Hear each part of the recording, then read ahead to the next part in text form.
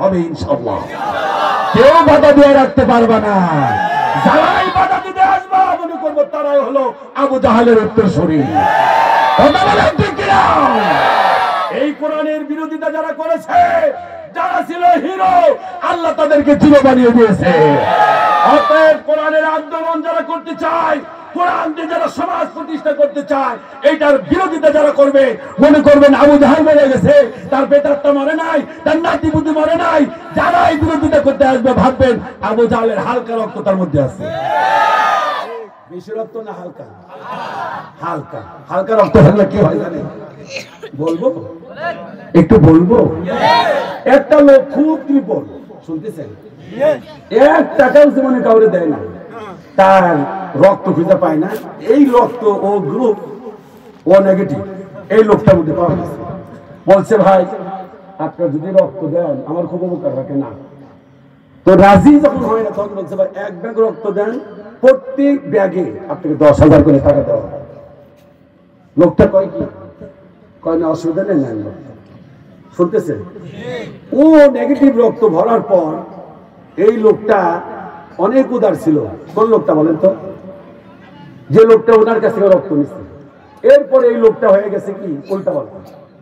এরপরে এই লোকটা আরেকদিন কি কয় রক্তর দরকার, গিয়া বলছে ভাইজান আপনি কি একটু রক্ত দিবেন? কয় রক্ত দিব, অসুবিধা নেই। তো রক্ত নিচে, রক্ত নেওয়ার পর আর টাকা দেয় না। কয় টাকা দাও না খেয়া?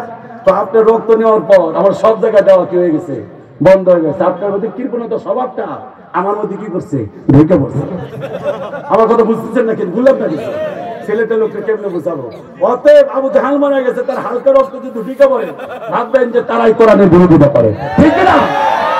আপনি দেখেন যারা কোরআনে আন্দোলন করে চোর নাকি, বাটপার নাকি, বদমাইশ নাকি, মেয়েদের পিছনে ঘুরে নাকি, দেখেন যদি দেখেন যেন এই ছেলেগুলো নামাজি পরহেজগার, এই ছেলেগুলো সমাজের সবচাইতে ভালো, আপনি কেন বিরোধিতা করেন? প্রয়োজন আপনি সহযোগিতা করবেন, ঠিক না? এই জন্য কোরআন দিয়ে রাষ্ট্র পরিচালিত হয়, এটা আমরা কেউকে চাই ইনশাআল্লাহ দেখান। লিল্লাহি তাকবীর। মনে রাখবেন একটি কথা, খুব মনোযোগ দিয়ে শোনেন। কবি মুহিব খান 15 বছর আগে বলেছিলেন পৃথিবীর সব কিছু বুঝতে পারবা কিন্তু ইসলামটা তোমরা বুঝতে পারবা না। কথা বলা ঠিক না? আরে সবাই বলেন, এর বিরোধিতা করে এসে তোমরাই ক্ষতিগ্রস্ত হবা। মূলত ইসলাম টিকে আছে, কিয়ামত পর্যন্ত টিকবে। জবাব দেন ঠিক কি না? বাংলাদেশের সব মানুষের নাম বদলাতে পারে, পারে কিনা? বইয়ের পাতায় স্বাধীনতা সংগ্রাম বদলাতে পারে, বঙ্গোপসাগরের সব পানি যেতে পারে শুকিয়েও, গোটা রাজধানী গিলে নিতে পারে বুড়ি গঙ্গার ঢেউ, সুন্দরবন কেটে হতে পারে ইটের ভাটার লাকড়ি, শিল্পপতিরা দেউলিয়া হয়ে খুঁজতে পারেন চাকরি, চোরগুন্ডারা পেয়ে যেতে পারে মন্ত্রীর মার, আইনের ফাঁকে কালো টাকা সব হয়ে যেতে পারে সাদা। অনেকেই বলে এই দেশটাকে হুজুকে জাতির দেশ, দফায় দফায় বদলায় এর রন্ধন পরিবেশ। তাই বলে তো ইসলামে দেশে হুজুগ হবে না শেষ, ঠিক না? হুজুগ হবে না শেষ।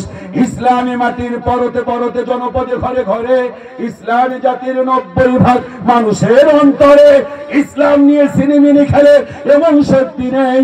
আর কিছু থাক না থাক এদেশে ইসলাম, সবাই বলে শেষ করে দেব।